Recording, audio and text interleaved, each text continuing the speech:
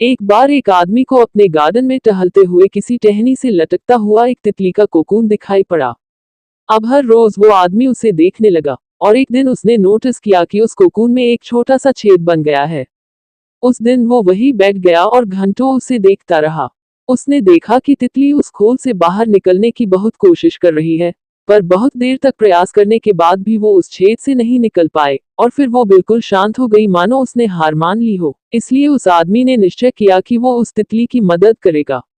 उसने एक कैंची उठाई और कोकून की ओपनिंग को इतना बड़ा कर दिया कि वो तितली आसानी से बाहर निकल सके। और यही हुआ। तितली बिना किसी और संघर्ष के आसानी से बाहर निकल आई, पर उसका शरीर सूजा हुआ था और पंख सूखे हुए थे। वो आदमी तितली को ये सोचकर देखता रहा कि वो किसी भी वक्त अपने पंख फैलाकर उड़ने लगेगी, पर ऐसा कुछ भी नहीं हुआ।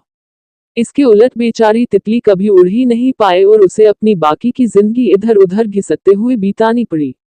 वो आदमी अपनी दया और जल्दबाजी में ये नहीं समझ पाया कि दरअसल कोकून से निकलने की प्रक्रिया को प्रकृति ने इतना कठिन इसलिए बनाया है ताकि ऐसा करने से तितली के शरीर में मौजूद तरल उसके पंखों में पहुंच सके और वो छेद से बाहर निकलते ही उड़ सके। वास्तव में कभी कभी हमारे जीवन में संघर्ष ही वो चीज होती जिसकी हमें सचमुच आवश्यकता होती है।